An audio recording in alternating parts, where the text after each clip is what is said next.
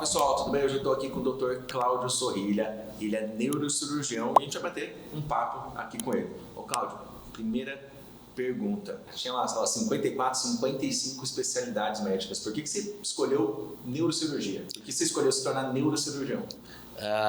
Dentro do curso de medicina, né, como você mesmo falou, a gente passa por todas as especialidades médicas. E foi aqui que era, na minha opinião, era mais desafiadora, tanto pelos casos, pela complexidade dos casos, pela gravidade dos casos. E aí eu realmente me interessei demais pela neurocirurgia. Então eu comecei a estudar, eu fiz monitoria, fui monitor de neuroanatomia na faculdade, depois eu fiz estágios não obrigatórios, mas estágios voluntários dentro da neurocirurgia, e eu fui me envolvendo na neurocirurgia. Então também foi algo que surgiu, né? Claro, eu já tinha a medicina como foco, mas de todas as especialidades, eu tinha certeza que eu queria ser cirurgião, eu só não sabia qual. Durante um tempo na faculdade eu fiquei em dúvida entre cirurgia cardíaca e neurocirurgia. Mas daí eu acabei gostando mais da neurocirurgia, dos casos, das patologias, do procedimento cirúrgico. E me fala uma coisa, para você, como que é essa formação, cara? Você fez lá 6 anos de medicina e depois? Depois dos 6 anos... Tem muita gente que não sabe. São 6 anos para você se tornar médico e a residência de neurocirurgia são mais 5 anos. Então depois... você presta uma outra prova, diga-se de passagem, muito mais difícil do que o vestibular, que é a prova de residência médica, porque daí o funil vai ficando cada vez mais estreito. Primeiro você disputou com todo mundo, agora você vai disputar só com os médicos que têm interesse em fazer aquela subespecialidade. Então, normalmente são profissionais já bem focados no que querem, que estão se preparando. Então, realmente, essa segunda prova é bem mais difícil. O pessoal acha que o mais fácil é entrar, não. Na medicina, não. O mais difícil é você se tornar um especialista. E aí, depois são 5 anos de residência médica em neurocirurgia. E só depois, então, desses 11 anos, é que você se torna um neurocirurgião. E aí você vai começar a ir para o mercado de trabalho, que é um outro desafio, né? Mas esse já tem um foco definido, já é diferente, né? E você já levou, então, uns 11 anos, assim, de formação básica, e você é um cara que continua estudando, na verdade. Sim, nunca para. Se for comparar a neurocirurgia que eu comecei, né, eu terminei minha residência médica em 2000. Se eu for comparar o que eu faço hoje de neurocirurgia com o ano 2000, é diferente. Obviamente que as técnicas básicas, a neuroanatomia, a base da microcirurgia é a mesma, mas vão surgindo novos equipamentos, novas técnicas. Então, se você não acompanhar a evolução, ainda mais agora com novas tecnologias, né? Desenvolvimento de novas tecnologias dentro da medicina, isso é uma coisa muito pujante. Então, você sempre tem que ficar... indo atrás de curso, novas formações, ficar atento ao que está aparecendo de coisas boas. Nem tudo funciona, você também tem que estar atento a isso, que às vezes aparece uma novidade, mas que com o tempo vai se mostrar que não funciona, não é melhor do que o que você tinha antes, mas você sempre tem que estar se atualizando. Tem alguma coisa que você viu que é mais promissora, assim, na cirurgia recente? Especificamente na minha área, que eu fico, aí dentro da neurocirurgia tem subdivisões, né? Eu estou dentro da área de cirurgia de coluna. Uma coisa que se vislumbra muito são as terapias genéticas, né? Vamos falar da coisa mais comum que a gente atende, que são as doenças do disco intervertebral. Então estão surgindo alguns trabalhos, alguns ensaios clínicos ainda isolados de terapia com célula-tronco, para regeneração do disco. Acho que é o grande desejo nosso que a gente consiga isso um dia, mas hoje ainda não é algo que está disponível. Mas isso é uma coisa que a gente tende a acompanhar de perto, a ficar atento. Existe muita pesquisa básica ainda, né? Mas é um negócio que você acha que pode ser promissor? Assim. Sim, eu acredito de verdade que isso, junto com inteligência artificial, cirurgia robótica, do mesmo jeito que veio, isso é coisa de poucos anos para cá, mas a cirurgia endoscópica.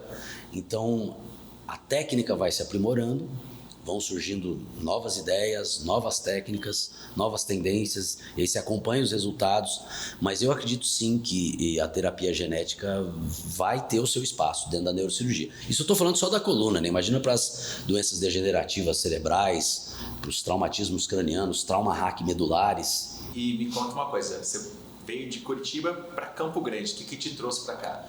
Foi um amor ou não? Não. Na verdade foi assim, eu me formei em Curitiba, aí eu fui fazer a minha residência médica em São Paulo. Então eu fiz a minha residência médica na Escola Paulista, em São Paulo. Tive até alguns convites para continuar em São Paulo, mas a única coisa que eu sabia é que eu não queria morar em São Paulo. Eu adoro São Paulo para passear. Minha esposa é apaixonada por São Paulo. Meus filhos gostam, mas para passear, para morar, não é a minha vibe, não é o meu estilo de vida. Pelo menos não era, né? Hoje também não é. Eu tinha certeza que eu não queria ficar lá, trabalhando, aquela loucura. Eu prezo muito por almoçar em casa, sempre que possível. Estar perto dos filhos, da esposa. Então, para mim é importante. Eu converso com os colegas que estão até hoje em São Paulo. É muito difícil alguém em São Paulo sair para trabalhar, almoçar em casa com os filhos, voltar. Existem algumas pessoas que conseguem fazer isso, mas não é o comum. Então eu queria, claro, ser neurocirurgião, mas uma vida mais tranquila. E na época havia um colega neurocirurgião que tinha ido para os Estados Unidos, o Dr. Paulo Cadre, que é da cidade de Campo Grande, que tem, a família tem um hospital, na verdade tem 2 hospitais, na cidade. Ele me convidou para montar uma equipe com ele. Então eu vim para conhecer Campo Grande. Quando eu cheguei, me apaixonei pela cidade, que para mim Campo Grande é um interior que deu certo. Então ela tem aquela vibe de interior, né? Temos relações próximas, fazemos amigos, temos tranquilidade, embora também eu mudei para cá em 2004. Hoje Campo Grande é diferente de 2004, mas 2004 não tinha trânsito, né? Violência muito baixa. Então eu realmente me apaixonei por Campo Grande. Foi um convite para vir compor uma equipe, e desde que eu cheguei eu me apaixonei pela cidade. Você sabe que Campo Grande tem uma vantagem também, né? Que com 20, 30 minutos você atravessa a cidade inteira. Sim. Na hora que você fala isso para alguém de São Paulo, o pessoal fala, como assim? Quando eu cheguei aqui, eu falava assim, com 20 minutos eu atravesso a cidade inteira. Hoje acho que está uns 45. Tá bom. Mas tá bom. Ô Claudio, me fala uma coisa. Tem muita gente que às vezes tem medo de ir no neurocirurgião, né? Todo paciente que chega para você lá, normalmente esse cara obrigatoriamente vai fazer uma cirurgia ou tem outros tratamentos, depende de caso a caso? Com certeza. Então, existe ainda um preconceito, né? Neurocirurgião, cirurgião de coluna. As pessoas às vezes são encaminhadas ao cirurgião de coluna e chegam lá realmente bem apreensivas, né? Primeiro que é o preconceito sobre a cirurgia, né? E o segundo é achando que chega lá e obrigatoriamente vai sair de lá com uma indicação cirúrgica. Na verdade não é assim. Eu posso garantir para você que 70%, 80% dos casos a gente consegue tratar dentro da especialidade da coluna vertebral sem a realização de um procedimento cirúrgico propriamente dito. Então, não, respondendo a tua pergunta, não é sempre que você vai para uma consulta do neurocirurgião especialista em cirurgia de coluna que você obrigatoriamente vai sair de lá com uma indicação ou vai ter que realizar uma cirurgia. Mas realmente as pessoas chegam preocupadas nessa situação. Às vezes eu até brinco com o paciente e falo, o que aconteceu que você veio parar no cirurgião de coluna? Eles falam, não doutor, não é cirurgião de coluna. Eu falo, não, eu sou cirurgião de coluna. Agora vamos ver se o teu caso precisa de cirurgia. Mas a maioria dos casos ainda a gente consegue ajudar as pessoas sem necessariamente realizar uma cirurgia de coluna. Uma curiosidade, o oftalmologista recomenda você fazer uma consulta por ano com sintomas, sem sintomas, se você notou alguma coisa ou não notou. Esse tipo de consulta de rotina no neurocirurgião existe ou você só vai realmente quando você precisa, assim? A especialidade da neurocirurgia, da cirurgia de coluna, ela não entra como uma especialidade de medicina básica, digamos assim. Então, ela não vai fazer parte da sua rotina de consulta, como deve ser o clínico, como deve ser o cardiologista depois dos 40 anos. Porém, se você tem algum sintoma, por exemplo, uma dor nas costas que se repete, uma dor cervical, formigamento ou perda de força no braço ou dor irradiada para a perna, obrigatoriamente você precisa dessa avaliação. A partir do seu diagnóstico, aí sim é que nós vamos, dependendo do caso, orientar para que você faça um acompanhamento a partir do seu diagnóstico. Mas sendo objetivo, se você não tem nenhum sintoma, ela não vai fazer parte da sua rotina de avaliação. Mas a partir do momento que você tem um sintoma específico, é uma especialidade que deve ser consultada primeiro para entender o que está acontecendo aquilo. E voltando até a tua outra pergunta, na maioria das vezes pode ser uma coisa simples, que com uma orientação, uma prática de atividade física, uma mudança de hábito, você pode ajudar a pessoa a melhorar a sua qualidade de vida. Então vou inverter a pergunta. Se eu fosse perguntar para você, o que eu faço para não precisar ir no neurocirurgião, no cirurgião de coluna? Olha, a primeira coisa vai depender da tua genética. Certo. Porque a maior parte das patologias de coluna, a origem ainda é uma tendência, uma predisposição genética. Mas, partindo do princípio que você não tenha uma predisposição genética a ter uma patologia mais importante de coluna. Então, funciona as mesmas indicações, as mesmas orientações para ter uma vida saudável. Cuidado com a dieta, não fumar, cuidado com a postura, prática regular de atividades físicas.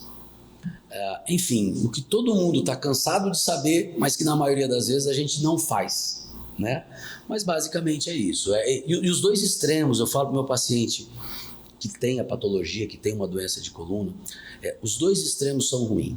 O sedentarismo, que é a pessoa que não faz nada, porque ela vai começar a perder massa muscular, ela vai perder a capacidade de se manter ativa, e a atividade extrema, overtraining, é a pessoa que acha que sempre, quanto mais exercício ela fizer, melhor. Tem algum esporte, alguma atividade específica que, nesses casos de overtraining, assim?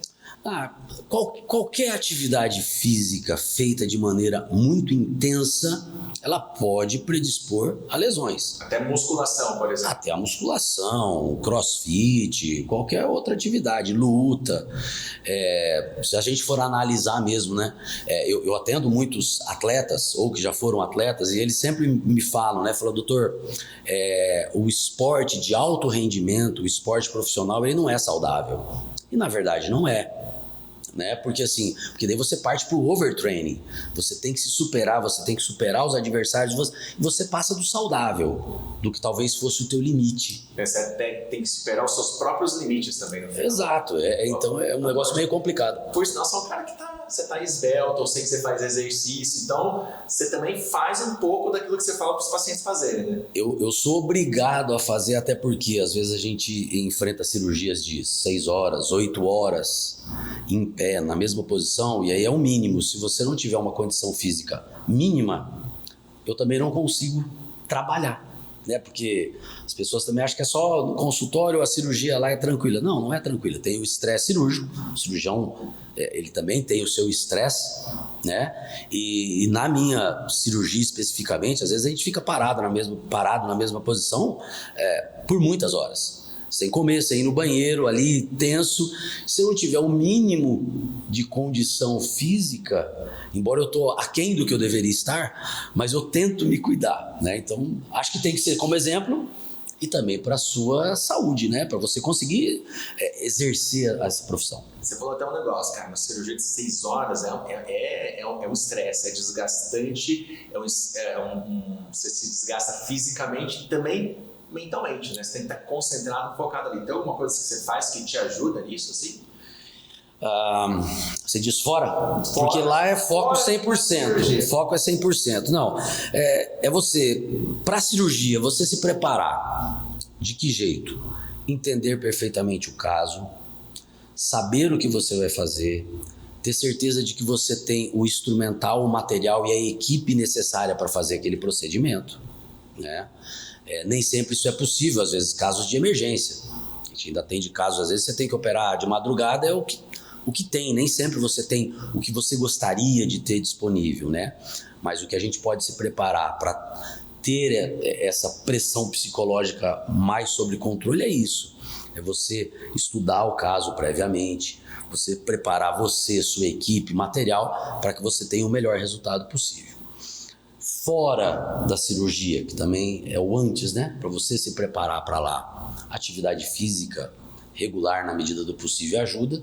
E eu tenho um hobby, estava falando com o nosso amigo aqui que está cuidando do nosso som, que é a música, né? Então eu tenho um grupo de samba, que é o Samba de Segunda, e toda segunda-feira a gente se reúne. Aliás, um abraço para meus amigos do Samba de Segunda, que eu falo que é a minha terapia. Então é onde realmente a gente desliga, fala coisas nada a ver com medicina, tem um grupo diferenciado de pessoas, diferentes coisas. Então eu acho que isso daí é para você desestressar. Então é como eu consigo dar uma relaxada. E eu acho que você falou um negócio também que é importante, né? Às vezes você tem as condições ideais, às vezes você não tem. E quando você não tem, eu acho que toda essa formação, a preparação e a sua experiência fazem muita diferença. Com certeza. Os anos, a experiência, conforme você vai passando por dificuldades, isso vai fazendo com que você tenha um controle emocional, porque você vai buscar, em outros casos semelhantes, ou coisas que você fez e não deram tão certo, ou que você teve dificuldade, e aí você vai saber aplicar isso no caso que você está tendo a dificuldade no momento. Então, realmente, acho que o histórico, a experiência que a gente adquire com o tempo, isso também ajuda que você tenha esse controle emocional. Tenho certeza que eu enfrento algumas dificuldades hoje na cirurgia que no começo me geravam muito mais estresse, muito mais ansiedade, até por inexperiência lá. No ano 2000, 2001, com 2023, 2024 é diferente.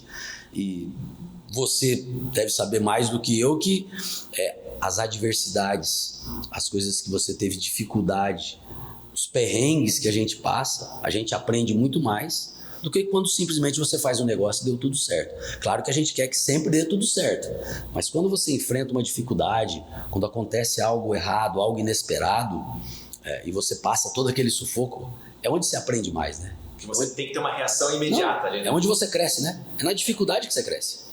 É isso. Legal. E me fala uma coisa, se um dia, como que é a sua consulta? Chegou um paciente lá no seu consultório, como é que é? No dia a dia, assim? Tá. Primeira coisa que eu sempre faço, conversar bastante com o paciente. Às vezes eu brigo com a minha secretária e falo, doutor, o senhor está atrasando aí, ó. A gente já deixa reservado 30, 40 minutos por paciente, que é um tempo médio bom para uma consulta médica, mas eu sempre acabo extrapolando isso daí, ainda mais se é um caso um pouco mais complexo. Então a primeira coisa é ouvir o paciente, entender o que ele tem, entender a sua queixa. Eu sempre me dedico a ouvir meu paciente. A segunda coisa, eu sempre examino meu paciente. Tá? Então, eu vou fazer um exame físico detalhado, neurológico. Às vezes o paciente, isso é muito interessante, que as pessoas chegam, doutor, eu trouxe aqui o exame para o senhor ver. Isso acontece todo dia. Eu trouxe o exame aqui, eu já passei com o médico, eu quero ouvir tua opinião. Eu pego o exame, deixo de lado, falo, primeiro eu quero ouvir o que você tem para me falar. Então o paciente já fica mais calmo. Mas a gente escuta ele. Aí depois tá, e o exame? Não, calma. Primeiro eu quero te examinar. E por várias vezes eu já vi paciente com indicação cirúrgica da coluna, e quando a gente foi ver, era uma patologia do ombro, junto com a patologia da coluna, uma patologia do quadril, mas isso eu só consigo saber examinando o meu paciente, porque às vezes ele tem dois problemas, não é um só. Então, a patologia do ombro e da coluna cervical, qual que está sendo culpada pela dor? Tudo dói o ombro e o braço. Então é no exame clínico, físico, que eu vou ver isso. Depois nós vamos para o exame complementar. Aí eu vou ter já uma hipótese diagnóstica, uma queixa. Aí eu vou para o exame complementar. E finalmente nós vamos propor um tratamento. Então, eu acho que essas são as etapas, pelo menos da minha consulta. Legal. Ô, Cláudio, tem um negócio, né?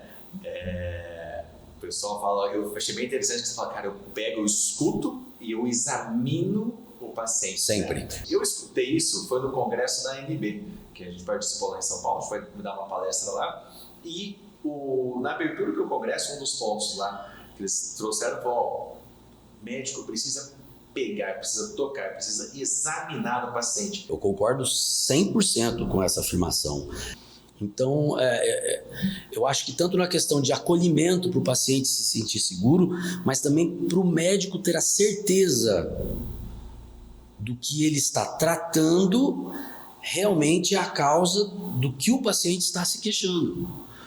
Porque na coluna, problema de coluna, patologia de coluna, eu posso dizer para você, com o passar da idade, todos nós teremos, né? Até do ponto de vista estatístico, 90% das pessoas terão alguma crise de dor nas costas. Ou seja, todo mundo vai sofrer de dor nas costas. Já doeu a minha. Já. É estatística, né? Não quer dizer que você ter dor, você tem uma patologia séria que você vai ser tratado. Você vai precisar de uma cirurgia. Mas às vezes a dor nas costas ela pode vir de outras coisas. E aí também a gente tem que ver o que eu tenho no meu exame clínico com o que eu tenho no meu exame de imagem, no meu exame complementar, e se aquilo realmente é uma indicação cirúrgica. Vamos falar da coisa mais banal que tem na minha especialidade, que é uma hérnia de disco. A maioria das hérnias de discos nós não precisamos operar. Entende? Mas o médico que não examina, não escuta o paciente, ele olha o exame, é uma hérnia de disco, vamos te operar. Tudo bem que a cirurgia evoluiu a um ponto que nós fazemos uma cirurgia segura, né? A taxa de complicação numa cirurgia de hérnia de disco hoje é menos de 2%. Mas existe o risco, existe o estresse do paciente ser submetido a uma cirurgia, e a grande questão é a necessidade real de operar. Isso nós só vamos saber ouvindo a queixa do paciente, examinando, comparando com o exame e tratando. Hérnia de disco é uma das coisas que você mais atende? Com certeza, é o carro-chefe. É o carro-chefe. E você falou que não são todos os casos que levam à cirurgia. Quando não é cirurgia, no caso da hérnia de disco, normalmente quais outros tratamentos, procedimentos que tem? Você consegue recorrer? Quando o caso não é cirúrgico, e aí eu posso dizer que a maioria não é cirúrgico, primeira coisa nós vamos tratar a dor, porque a hérnia de disco, ela causa dor, né? É uma dor muito difícil de conviver. Então a primeira coisa é o controle da dor. O controle da dor, ele se baseia em medicações específicas, e as medicações variam com o tempo que a pessoa tem de dor e qual o tipo de dor que ela tem. Porque a hérnia de disco não dá sempre a mesma dor. Ela pode te dar tanto uma dor nas costas, uma lombalgia, como ela pode dar uma dor irradiada por compressão da raiz nervosa, uma dor do ciático, por exemplo. Os remédios podem ser diferentes. Essa é a primeira coisa. A segunda coisa são as terapias que a gente faz além da medicação, dependendo da intensidade e do tipo de hérnia. Infiltrações analgésicas têm respostas muito boas quando não há indicação de cirurgia. Fisioterapia associada com as medicações e com as infiltrações podem gerar bom resultado. E depois que a gente consegue tirar o paciente, resgatar o paciente daquela fase de dor, aí entra a parte de reabilitação. Aí voltamos à questão da atividade física regular e adequada para o paciente. Então a gente também tem que entender a hérnia, qual é a hérnia que ele tem, é uma hérnia cervical, uma hérnia lombar, quais exercícios ele pode fazer, quais ele não pode fazer. Aí entra a reabilitação, aí nós vamos entrar na parte de orientação e o acompanhamento. Então, você acaba depois trabalhando com fisioterapeuta, com educador físico Sempre. Vamos falar da hérnia de disco, ela depende de vários profissionais. E cada profissional vai entrar em cada fase dessa doença, vamos chamar assim. Né? Mas eu sempre trabalho junto com o fisioterapeuta e com o educador físico. Falando de cirurgia especificamente, quando que hérnia de disco é cirúrgica? É por caso que você precisa intervir com uma cirurgia? Tá. De maneira geral, hérnia de disco tem duas indicações cirúrgicas. A primeira, quando o paciente tem um déficit neurológico, ou seja, quando ele tem uma alteração de força e reflexo.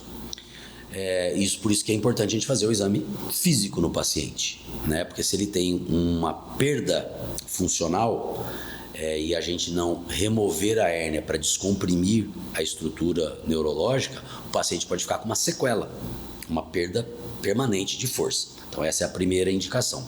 A segunda indicação é quando o paciente tem uma dor incapacitante que não melhora, não responde com o tratamento adequado após 6 semanas. Muitos pacientes chegam lá, eu já estou tratando, fui no farmacêutico, tomei uma injeção e não melhorou. Não, isso não é o tratamento. para hérnia de disco, né? Então o tratamento envolve várias etapas. Mas se ele fez o tratamento e a dor não teve melhora, é uma dor incapacitante, provavelmente esse paciente tem uma indicação cirúrgica. Ó, deixa eu fazer uma pergunta também aqui. Pra gente até ir caminhando pro finalzinho aqui. Só para você ter uma ideia, não sei se você sabe, mas o Google é o site mais visitado do mundo. Ele tem ali 3,5 bilhões de visitas por dia. Por dia, Por dia. Essa informação Isso não tinha. Eu fui fazer as contas, dá umas 40 mil pesquisas por segundo. Perfeito. Tá? Se você pudesse pegar aquela logo do Google ali e pudesse trocar por alguma mensagem, alguma coisa que você queria que todo mundo soubesse ali, sei lá, talvez durante 1 minuto, o que você colocaria no lugar ali? Cara, eu diria o seguinte, se fosse colocar só uma frase lá, porque a gente vê muita intolerância hoje em dia, né? Aí não tem nada a ver com medicina, né? Então a gente começa a ver intolerância de todos os lados, né? Intolerância principalmente religiosa, né? E aí isso influencia na formação das pessoas. Aí vamos para as outras intolerâncias raciais, sexuais, qualquer coisa. E durante um tempo eu procurei a religião na minha vida. E eu te confesso que eu sou católico de formação, sou católico, mas já tive em alguns momentos talvez minha fé abalada. E já discuti no bom sentido, dentro da igreja da evangélica, já discuti e frequentei com um grande amigo meu o kardecismo. E enfim, se eu fosse dizer uma única frase para as pessoas pensarem, foi uma frase que eu li, ouvi e aprendi com um amigo que é kardecista, que aí vem da intolerância, que é o seguinte, que as pessoas buscam Deus, buscam a religião, e nessa discussão toda, a frase que eu sempre lembro disso daí é: a melhor religião é a prática do bem. Então, faça o bem a quem quer que seja, que você vai evitar intolerância, você vai aceitar o próximo, você com certeza será aceito, você vai viver melhor, né? E aí tem a história de você entregar e também receber de volta, né? Você dá o bom dia quando a pessoa está mal-humorada e talvez aquele bom dia sorridente a pessoa dá uma quebrada, mas se fosse para dizer uma única prática, uma única frase, uma única mensagem, pensando no mundo atual, né, que eu tenho filhos, eu sei que você também tem filhos, a gente se preocupa com o futuro dos filhos, eu colocar: a melhor religião é a prática do bem. É isso que eu ia colocar, e para todo mundo pensar nisso. Cláudio, valeu, obrigado pelo bate-papo. Obrigado. Você é sempre bem-vindo, vamos conversar Até a próxima. Outras vezes aí. O Cláudio falou que agora ele vai chamar a gente lá pro samba de segunda. Vamos pro samba de segunda. Samba de segunda. Beleza, combinado. Valeu, Cláudio.